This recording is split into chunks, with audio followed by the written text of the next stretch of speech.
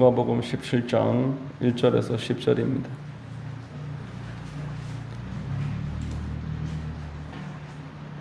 제가 찾으신 줄로 알고 봉독하겠습니다. 예수께서 제자들에게 이르시되 실족하게 하는 것이 없을 수는 없으나 그렇게 하게 하는 자에게는 화로다. 그가 이 작은 자 중에 하나를 실족하게 할진대 차라리 연자 맷돌이 그 목에 매여 바다에 던져지는 것이 나으리라.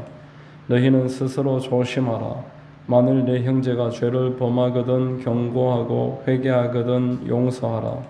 만일 하루에 7번이라도 내게 죄를 짓고 7번 내게 돌아와 내가 회개하노라 하거든 너는 용서하라 하시더라.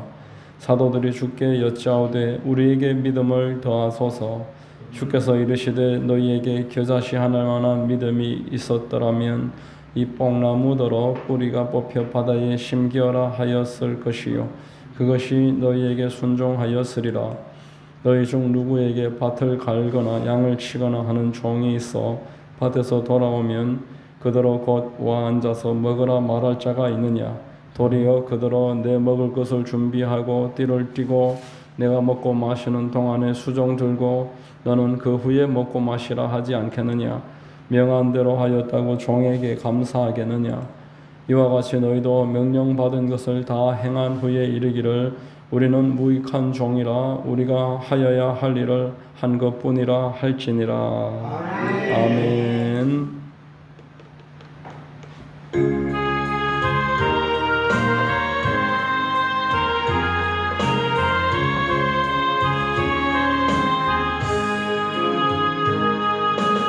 예수 우리 왕이여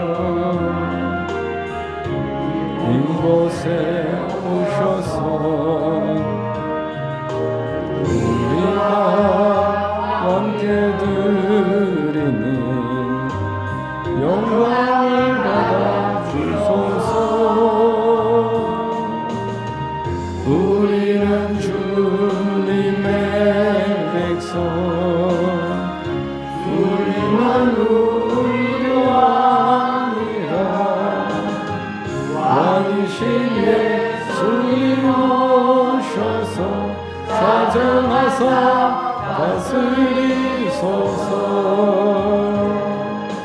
예수 우리 주시여 이곳에 오셔서 우리가 주께 드리니 찬양을 받아 주소서. 우리는 주님의 종들 주님만 우리 주시라. 주 대신 예수님 오셔서 이 찬양을 받아주소서. 아멘. 할렐루야. 수요예배 나오신 여러분들을 주님 이름으로 환영하고 축복합니다. 봉독해드린 누가복음 17장 1절 이하를 통해 평안을 만드는 주님의 제자라는 제목으로 말씀을 전하겠습니다. 성령께서 큰 은혜를 더해 주실 줄로 믿습니다. 자, 여러분, 오늘 우리 본문을 읽어보니까 예수님이 서로 간에 실족하고 또 용서하는 일, 그리고 믿음을 더해 주시고 그 믿음을 순종하는 것, 이것을 말씀하고 있습니다. 지금까지 제자들을 이야기하면서 개인에 관한 걸 말했습니다. 전도하는 일을 말하고 내가 어떻게 물질을 사용할 것인가, 이러한 부분들을 이야기했다면은 오늘의 이 본문은 이제 제자가 공동체 안에서 어떻게 살아가야 하고 공동체의 지체들과 어떻게 함께 어울려서 지낼 수 있는지 이야기를 하고 있는 그런 말씀입니다. 자, 이 말씀을 우리가 생각할 때 전제되는 것은 신앙생활은 결국 혼자 하는 게 아니다. 신앙생활은 혼자서 시작할 수도 없습니다. 내 스스로 하나님 하늘에서 떨어집니까? 스스로 믿게 되는 게 아닙니다. 그리고 어느 정도 성장을 하면은 교회와 옆에 있는 연약한 지체들에게 책임이 따른다. 이것을 성경은 우리에게 알려주고 있습니다. 자, 오늘날 개인주의가 팽배하고 또 아직 코로나의 영향이 있다고 그렇게 교회의 그 예배 회복에 관해서 이야기를 하고 있습니다. 코로나에 대해서 끝났다고 우리는 생각하지만 실제로 코로나 이전과 출석 총 인원이 70%밖에 못 미친다고 합니다. 아직 30%의 성도들은 그 몇 년간의 그 기간 동안에 편리함에 익숙해져서 그런 것인지 뭐 여러 가지 이유가 있겠지만 이제 30%는 교회에 안 돌아오고 있다 이렇게 이야기합니다. 자, 편리함이 있다고 할지라도 하나님이 저와 우리 모든 성도들에게 요구하시는 것을 잃어버리게 되는데 오늘의 본문에 해당하는 내용들이 그렇습니다. 모든 일에 음양이 있듯이 교회 안에서도 우리가 같이 신앙생활을 하다 보면은 여러 가지 문제가 생깁니다. 좋은 일만 있는 게 아니다. 어려움이 있습니다. 교회 안에 실족하는 사람들이 계속 생겨납니다. 교회 안에 내가 원치 않았는데 심지어 나 때문에 실족하는 사람이 생깁니다. 나 때문에 실족을 해서 급기야 나 때문에 교회를 안 나간다. 나 때문에 예수를 이제 안 믿는다. 이런 말까지 들을 때가 간혹 있습니다. 제가 초신자 때 참 청년부에 소속되어서 청년회를 섬겼는데 그 몇 살 많은 청년 지체함이 교회에 가져온 사람이 있어서 테이프도 선물하고 책도 선물하고 교회 또 안 오면은 왜 안 오시냐고 문자도 보내고 이렇게 사이 좋을 때는 이게 참 좋았어요. 근데 제가 뭐 특별하게 어떤 말을 한 것도 모르겠는데 나중에 들려오는 말이 간섭한다, 귀찮게 한다 그런 말이 들려오면서 그 형제 때문에 내가 이제 청년부 안 간다 그러더니만 아예 우리 교회를 안 나오더라고요. 저도 그때 초신자였는데 얼마나 그게 저한테 마음에 상처가 되는지 그러면은 뭐 교회 안 나와도 뭐 관심 가지지 말아야 되나? 뭐 그런 생각을 하면서 갈등을 좀 했던 기억이 납니다. 자, 여러분, 우리가 열심히 없고 교회를 안 다니면은 일어나지 않을 일인데 내가 하나님 사랑해서 교회를 섬기다 보니까 그런 어처구니 없는 말도 듣게 되고 또 실제적인 충돌들도 이후로 간혹 있었습니다. 자, 오늘 본문은 이렇게 말씀합니다. 우리 같이 한번 읽어보겠습니다. 예수께서 제자들에게 이르시되 실족하게 하는 것이 없을 수는 없으나 그렇게 하게 하는 자에게는 바로다. 이렇게 말합니다. 우리가 실족하게 하는 일이 없을 수 없다. 계속 그런 일이 생긴다. 그러나 그런 일이 생기지 않도록 각별하게 조심을 기울여야 한다라는 것입니다. 2절에 그가 이 작은 자 중에 하나를 실족하게 할진대 차라리 연자 맷돌이 금옥에 매여 바다에 던져지는 것이 나으리라. 자, 나를 통해서 실족하는 사람들은 어떤 사람입니까? 대부분 나보다 작은 자들입니다. 실족하는 사람들, 교회 안에서 실족하는 분들 이렇게 살펴보면은 나보다 나이가 적든지 나보다 덩치가 적든지 나보다 경제력이 약하든지 신앙 경력이 짧든지 뭐 여러 가지 면에서 나보다 약하고 작은 사람들이 계속 이제 나하고 충돌을 일으키면서 떨어져 나간다라는 것입니다. 연자 맷돌은 당나귀 맷돌입니다. 당나귀가 이렇게 목에 줄을 매고 돌려야 되는 큰 이 TV만한 그런 맷돌이다 생각하시면 돼요. 이걸 목에다가 매서 바다에 던지면 어떻게 되겠습니까? 영원히 못 올라오지요. 그거보다도 더 조심해야 될 일, 더 무서운 일이 한 영혼을 실족시키는 일이다. 이렇게 이야기하는 것입니다. 자, 영혼을 실족시키는 일이 우리가 왜 이렇게 중요하고 조심을 해야 되는 일일까요? 성경은 이렇게 말씀합니다.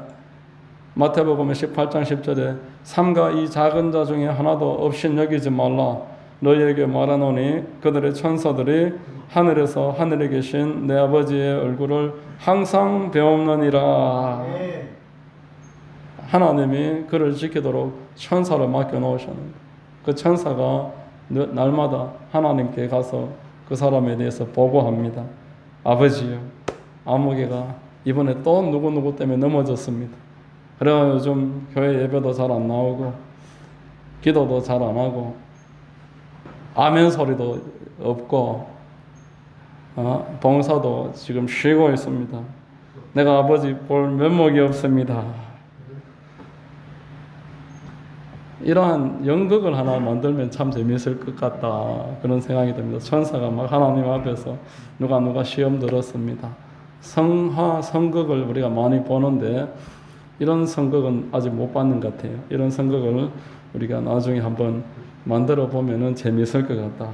이렇게 그 사람이 어떤 형편에 지금 처해 있는지 하나님이 아주 유심히 살피고 계시기 때문에, 그리고 그 상황을 천사가 계속 보고하기 때문에 우리는 누군가가 실족하는 일에 있어서 매우 조심해야 됩니다. 그리고 우리 하나님께서는 그 작은 자, 방금 나보다 작은 그 사람에게 한 것이 내게 한 것이다. 얼마나 지금 중요한 말입니까? 그 작은 자, 넘어진 그 사람, 내가 업신여겼는데 그 사람이 한 게 하나님은 내한테 한 것이다, 이런 말씀합니다. 마태복음 25장 35절 이하를 같이 한번 읽어보겠습니다. 내가 줄 때에 너희가 먹을 것을 주었고, 목마를 때에 마시게 하였고, 나그네 되었을 때에 영접하였고, 헐벗었을 때에 옷을 입혔고, 병들었을 때에 돌보았고, 옥에 갇혔을 때에 와서 보았느니라.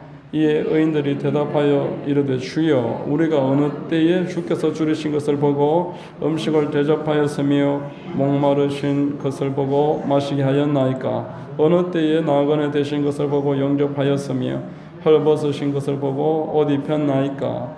어느 때에 병드신 것이나 옥에 갇히신 것을 보고 가서 배웠나이까 하리니, 임금이 대답하여 이르되 내가 진실로 너희에게 이르노니 너희가 여기 내 형제 중에 지극히 작은 자 하나에게 한 것이 곧 내게 한 것이니라 하시고, 그게 한 게 내게 한 것이다. 그리고 안 한 자에게도 꾸지람을 하시면서 지극히 작은 자에게 안 한 것이 내게 안 한 것이다, 이렇게 말씀하는 것입니다. 여러분, 형제 중 작은 자에게 한 것이 내게 한 것이고, 형제 중 작은 자에게 안 한 것이 내게 안 한 것이고, 이 말은 예수님이 부활하셔서 베드로에게 네가 나를 사랑하느냐? 그러면은 내 양을 먹이고 치고 돌봐주어라, 이 말씀과 일맥상통하는 말인 것입니다. 우리 하나님은 교회와 당신을 하나로 보십니다. 부활하셔서 그 다메섹에서 사도 바울을 만나서 교회를 박해하고 교회를 옥에 집어넣고 있는 바울에게 바울아, 바울아, 네가 왜 나를 박해하느냐, 이렇게 말씀을 했습니다. 자, 여러분, 내가 하나님을 사랑하는가? 내가 하나님을 사랑하는가를 무엇으로 알게 되겠습니까? 교회 안에서 연약한 자들, 상대적으로 나보다 작은 자들, 이들을 내가 어떻게 대하고 있는가? 이것으로 내가 하나님을 사랑하는가 알 수 있다.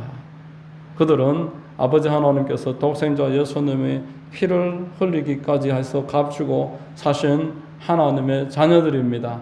이 하나님의 자녀들을 사랑하는 것이 하나님을 사랑하는 것이다. 그렇게 말씀하는 것 당연한 것입니다. 자, 실족하게 한다라고 번역된 이 헬라가 스칸달론인데 여러 가지 의미가 있습니다. 함정, 죄짓게 하는 유혹, 사람으로 하여금 막 화를 내게 만들고 이런 것을 포함합니다. 자, 이런 실족하는 일들을 우리가 남에게 하지 말아야 되는데, 여기서 성경 좀 전반적으로 이 실족과 관련된 말씀을 조금 더 살펴보면은 실족을 하게 하는 사람도 문제지만 계속 실족하는 사람에게도 성경은 분명히 경고를 합니다. 실족하는 일이 없어야 되지만 그 상대가 실족하게 하는 일을 만든다고 해서 나에게 아무 책임이 없는 게 아니라는 거예요. 상대방만의 책임이냐? 아니라고 말합니다. 성경은 실족을 계속하는 그 사람에게도 문제가 있다라고 명백하게 말씀을 하십니다.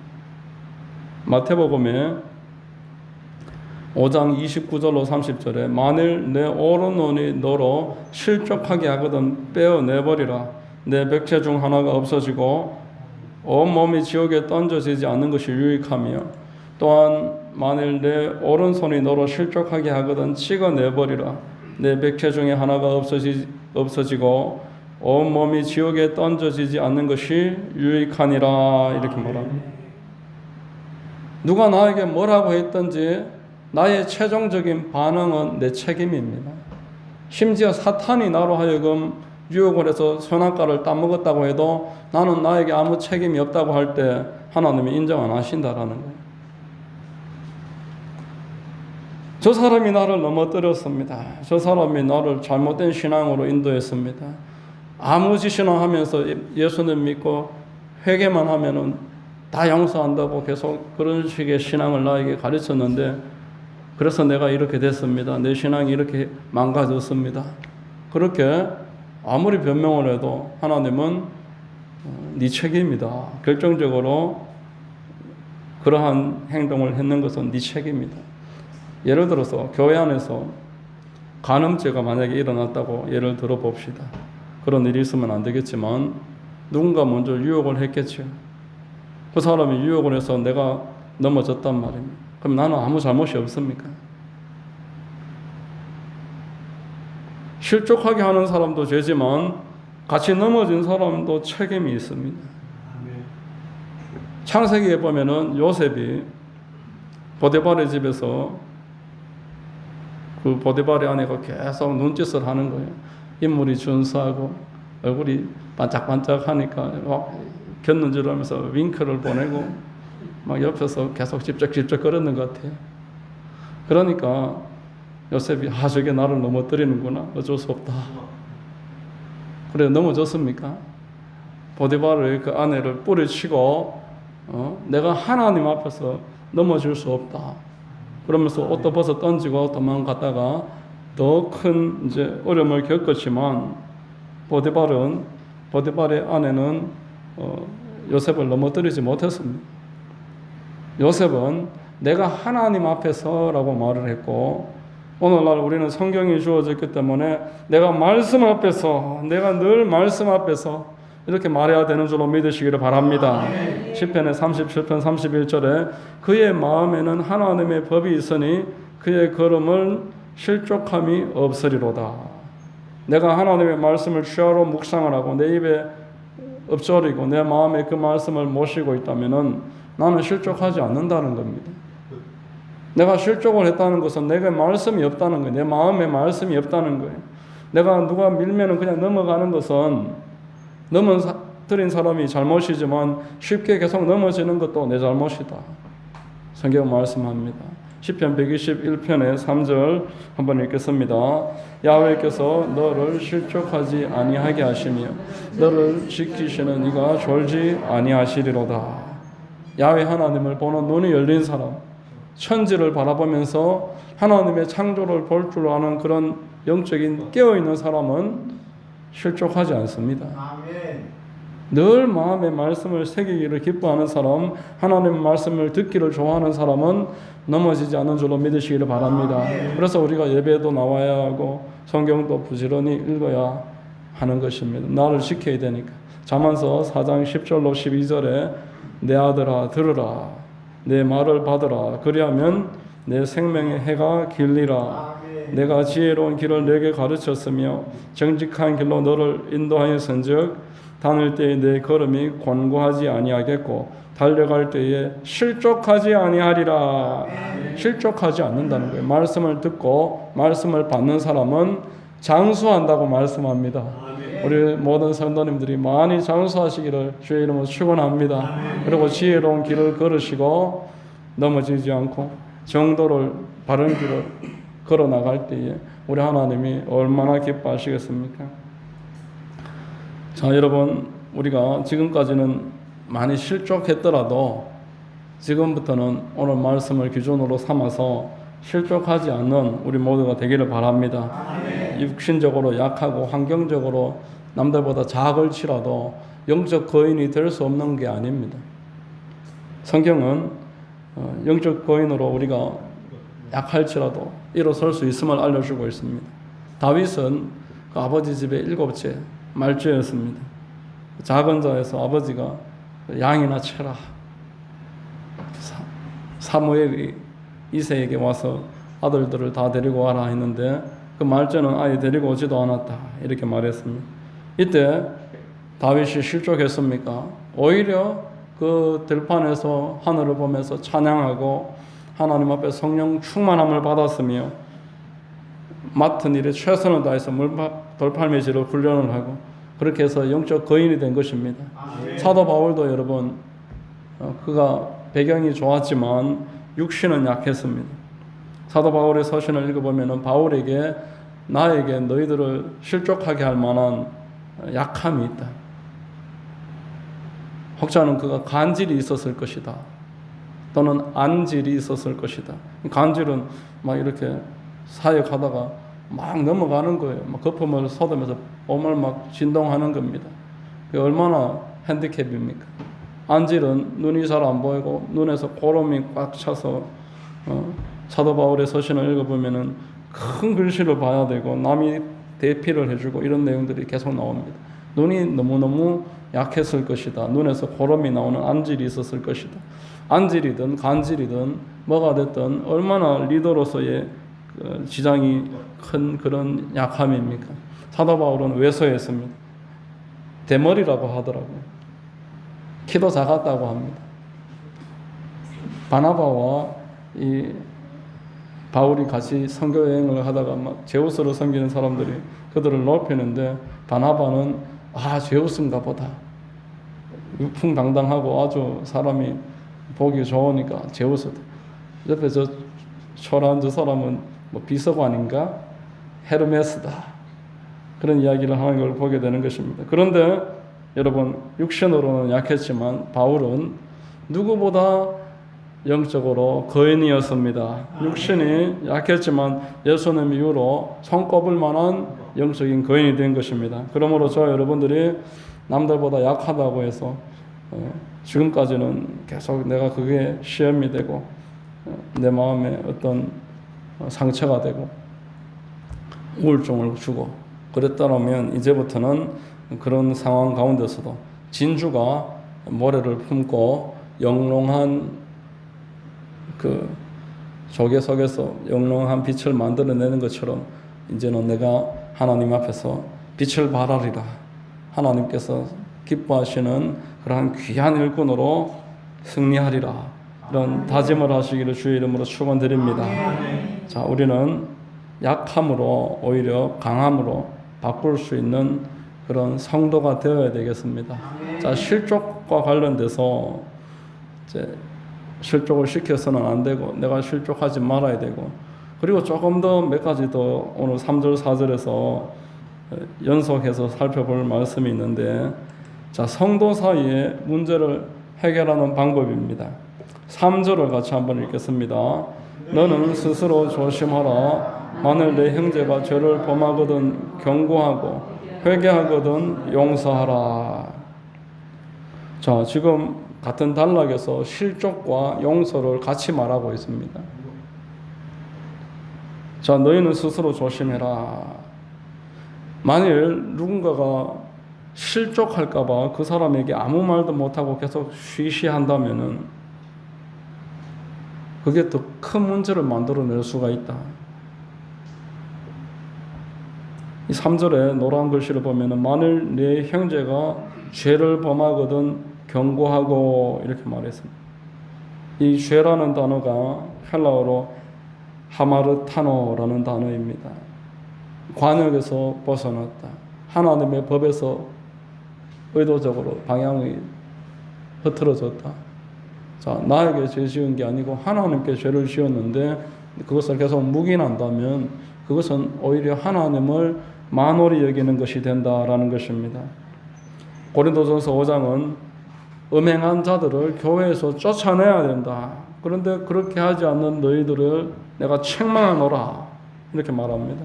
그가 시험에 들까 봐 그가 계속 실족한다고 해서 아무리 무슨 죄를 지어도 아무 말도 하지 못하고 계속 그 내용을 덮어놓으면은 점점점 문제가 더 커지고 잘못될 수 있다. 자, 한 4년 정도 전쯤에 우리 교회에 지금 바로 옆 건물에 지금도 사시는지는 잘 모르겠습니다. 안수 집사님 한 분이 새벽 예배에 늘 나오셔서 얼마나 큰 소리로 아버지를 찾는지.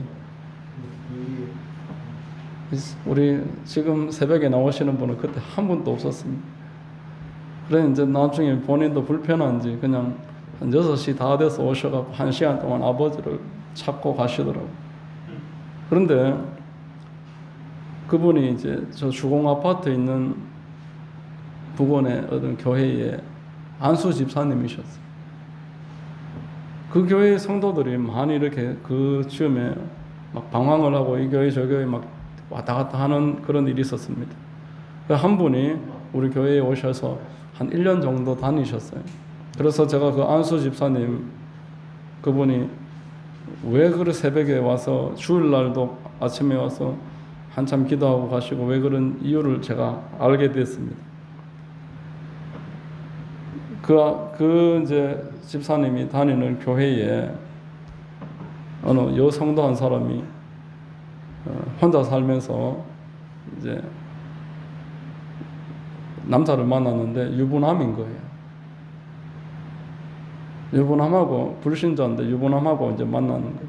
이게 교회에 알려졌습니다. 알게 됐어요. 그래서 그 교회 성도들이 목사님한테 이렇게 엄연히 불륜이고 또 예배 마치면 밖에 기다리고 있고 그래서 또 마치면 같이 가고 이제 다 알게 됐는데 빨리 어떻게 조치를 취하셔야 안 되냐면서 성도들이 안수 집사님 중심으로 몇 명이 계속 찾아와서 이야기했는데 결국 그걸 안 받아들이고 상황이 애매하다고 여기는지 결국 방관하고 말았습니다. 그래서 7가정이 교회에 나가버렸습니다. 자, 형제라면은 죄를 지었을 때 경고해야 되고 죄를 만약에 방관하고 내버려 놓으면은 교회는 점점 더 큰 피해를 겪게 됩니다. 나중에는 그때 이야기하지 않았기 때문에 내가 그 더 큰 죄를 지었다는 그런 모순된 말을 듣게 될 것입니다. 여러분, 경고를 이제 할 때 해야 되는데 성경은 이 경고를 지혜롭게 잘 해야 됨을 알려주고 있습니다. 경고하는 것도 방법이 있어서 그래서 경고를 잘 할 때에만 그 사람이 회개하고 용서를 구하고 나는 그 사람을 용서해 줄 수가 있습니다. 경고를 한답시고 막 공개적으로 사람을 무안을 주고 그렇게 하면은 안 된다. 자, 마태복음의 18장의 15절에서 우리 그 이하를 같이 한번 읽겠습니다. 내 형제가 죄를 범하거든 가서 너와 그 사람과만 상대하여 권고하라. 만일 들으면 내가 내 형제를 얻은 것이요 만일 듣지 않거든 한두 사람을 데리고 가서 두세 증인의 입으로 말마다 확증하게 하라. 만일 그들의 말도 듣지 않거든 교회의 말하고 교회의 말도 듣지 않거든 이방인과 세리와 같이 여겨라. 이렇게 말합니다. 어떤 문제를 일으키고 죄를 범하고 있는 사람이 있으면은 그 사람과 1대1로 만나서 그 내용을 돌이킬 기회를 주면서 이야기를 해야 된다는 겁니다. 1대1로 만났는데 안 들으면은 나보다 조금 더 영향력이 있는 사람, 그 사람이 말 들을 만한 사람을 대동해서 같이 가서 이야기를 한 번 더 하고, 그래도 안 들으면은 교회나 목회자에게 이제 이야기해서 같이 그 부분을 같이 이야기를 한 번 더 하고, 그래도 안 들으면은 교회에서 이방인으로 보고 내보내야 한다. 이렇게 말씀을 하고 있습니다. 자, 여기서 우리가 중요한 것은 다른 사람이 죄를 지었을 때 그걸 남에게 이야기하는 것으로 끝내버려서는 안 된다는 겁니다. 내가 직접 말해야 됩니다. 그리고 내 말을 안 들을 때에도 다른 사람을 대동해서 같이 가야 돼. 만약에 이런 방식으로 안 할 때에 어떤 문제가 생기냐 하니까 결국 이제 돌고 돌아서 그 사람 귀에 들어가게 되면은 뒤에서 자기 소문을 퍼뜨렸다. 나를 험담했다. 오히려 더 분노하게 됩니다.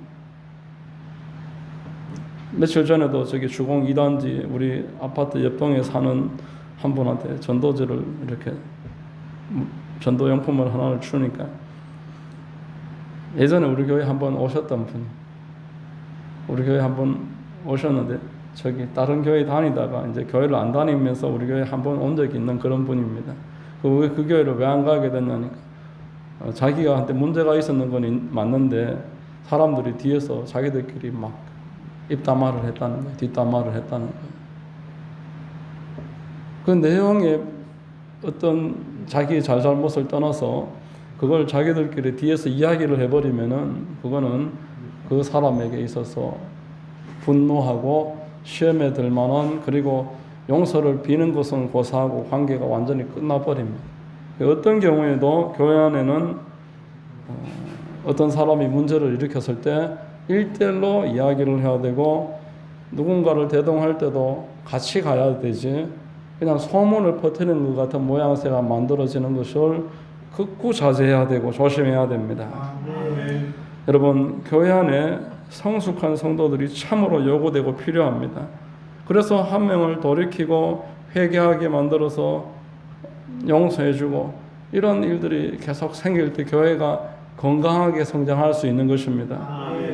그저 뒤에서 그런 일이 있었다고 이야기만 하다가 만약에 그 사람이 그걸 알게 돼버리면은 소문을 퍼뜨린 것밖에 안 되는 거예요. 그러면 나는 그 형제와 완전히 끝나버립니다. 많이 용서한 사람에게 많은 용서를 주신다는 하늘의 법칙을 기억하시기를 바랍니다. 내가 성숙하게 반응하면은 나중에 나에게도 성숙한 반응으로 감사주는 사람이 생길 것입니다. 내가 잘못했을 때 아무에게도 이야기하지 않고 나에게 찾아와서 1대1로 이야기를 하고, 그래도 나를 포기하지 않고 누군가 한 명을 또 대동해 와서 그 수고를 마다하지 않고 한 번 더 이야기를 하고, 그렇게 나를 죄에서 회개하게 만들어서 형제로 회복시켜 줄 사람, 훗날 내 자녀에게도 그런 성숙한 사람이 주변에 많이 있게 될 줄로 믿으시기를 바랍니다. 인생은 결국 뿌린 대로 거두는 겁니다. 내가 지금 섬기면 내가 먹고도 내 자녀들에게 그런 은혜가 흐르는 것입니다. 자, 오늘 마지막으로 사도들이 믿음을 요구하고 있는데 우리 하나님이 믿음을 받는 방법도 지금 말씀하실 수 있지만 믿음에 요구되는 것이 있음을 알려줍니다. 많은 믿음을 얻으려고 하지 말고 너에게 지금 주어진 그 믿음 가지고 맡겨진 일에 순종하라는 거예요. 5절과 6절 본문을 같이 한번 읽습니다. 사도들이 주께 여짜오되 우리에게 믿음을 더하소서. 주께서 이르시되 너희에게 겨자씨 하나만한 믿음이 있었더라면 이 뽕나무더러 뿌리가 뽑혀 바다에 심기하라 하였을 것이요 그것이 너희에게 순종하였으리라. 이렇게 말합니다. 믿음을 요구하는 제자들에게 지금 주님이 말씀합니다. 믿음은 순종이라는 열매를 만든다. 아멘. 우리가 믿음을 가지고 명령을 내렸을 때 그 뽕나무라고 할지라도 순종할 것이다. 자, 이걸 가지고 지금 우리가 적극적이고 긍정적으로 말로 선포하는 그 내용으로 이 내용을 이해할 게 아니고, 이 내용 오늘 10절까지 전반적으로 봤을 때 하나님은 공동체 안에서 작은 믿음이 있을지라도 순종하는 사람이 있어야 됨을, 그런 사람이 참 귀하다라는 것을 말씀을 하고 있습니다. 순종하지 않는 것은 그게 이게 아무 믿음이 없다, 작은 믿음도 없는 것이다, 그렇게 말씀을 하는 것입니다. 7절에서 10절을 같이 한번 읽어보겠습니다. 너희 중 누구에게 밭을 갈거나 양을 치거나 하는 종이 있어 밭에서 돌아오면 그대로 곧 와 앉아서 먹으라 말할 자가 있느냐? 도리어 그대로 내 먹을 것을 준비하고 띠를 띠고 내가 먹고 마시는 동안에 수종 들고 너는 그 후에 먹고 마시라 하지 않겠느냐? 명한대로 하였다고 종에게 감사하겠느냐. 이와 같이 너희도 명령받은 것을 다 행한 후에 이르기를 우리는 무익한 종이라 우리가 하여야 할 일을 한 것뿐이라 할지니라. 참된 종이라면은 주님의 명령이라면은 마땅히 순종해야 한다. 이것을 지금 말씀하고 있는 것입니다. 더 많은 믿음을 요구할 것이 아니고 너희에게 지금 명령한 것을 끝까지 자리를 지키면서 지키고 순종하라 말씀합니다. 무언가를 했다고 해서 자랑하고 내가 잘난 것이라고 여기지 말고 보상을 바라지도 말고 하나님 앞에 마땅히 내가 할 일을 한 것뿐입니다 라고 말하는 그 사람이 주님 보시기에 귀한 믿음의 사람인 줄로 믿으시기를 바랍니다. 예수님이 어떻게 하셨습니까? 십자가에서 죽기까지 복종하고 순종하심으로 하나님과 동등됨을 취할 것으로 여기지 아니하셨다고 말했습니다. 우리에게 주어진 그 작은 역할에 내가 끝까지 순종을 다하고 그런 일을 했다고 해서 과시하고 인정받기를 바라고 그렇게 하지 않는다고 해서 실족하지 말고 인정 안 해주고 칭찬 안 해준다고 실족해버리고 다시는 안 해. 그렇게 하지 말고 마땅히 내가 할 일을 한 것뿐입니다. 아멘. 이렇게 여러분 말할 수 아는 사람이 진실로 이 시대에 존귀하고 공동체에 꼭 필요한 믿음의 사람입니다. 공동체를 평안하게 만들 수 있는 사람입니다. 물론 여러분 성경은 우리에게 믿음을 얻는 방법을 많이 말씀을 해줍니다. 예수님을 바라보라는 것입니다. 믿음의 주여 온전케 하시는 이 예수를 바라보라 말했습니다. 풍랑 가운데서도 예수님 바라보면은 풍랑 위를 걷는다고 바다 위를 걷는다고 말씀을 하셨습니다. 그리고 하나님의 말씀을 많이 읽고 묵상하는 자에게 믿음을 주신다는 겁니다. 자, 그러나 오늘 본문에서는 믿음과 관련해서 공동체 안에서 순종하는 사람, 작은 믿음을 갖고 행동하는 사람, 하나님 앞에 무슨 일을 했지만 많은 일을 했지만 할 일을 했다고 말할 줄 아는 그러한 겸비된 사람, 이런 사람이 귀하다 이렇게 말씀합니다. 여러분 교회를 평안하게 만드는 사람, 그 사람이 참으로 하나님 보시기에 잘 섬기는 사람입니다. 우리 하만순복음 교회에도 또 여러분 모두들이 하나님 안에서 공동체를 평안하게 만드는 그런 큰 은혜가 있으시기를 주의 이름으로 축원합니다. 기도하겠습니다. 하나님 아버지 감사합니다. 말씀을 통해서 우리 하나님께서 평안을 만드는 주님의 제자의 모습을 보여주시니 감사합니다. 작은 자들을 실족시키지 말고 어떤 형편에서도 실족하거나 넘어지는 것이 아니고 오히려 단단하게 세워져 나가는 그런 사람이 되어지고 맡겨지는 어떤 일이라도 순종함으로 그리하여 참으로 하나님 앞에 인정받는 하나님의 사람들로 우리가 세워질 수 있도록 역사하여 주시고 인도하여 주옵소서. 이곳에 있는 우리 모든 성도님들 한 분 한 분에게 기름 부으심을 넘치게 하시고 하나님 뜻 가운데서 살아갈 수 있도록 도와주시옵소서. 감사옵고 예수님 이름으로 기도드립니다. 아멘.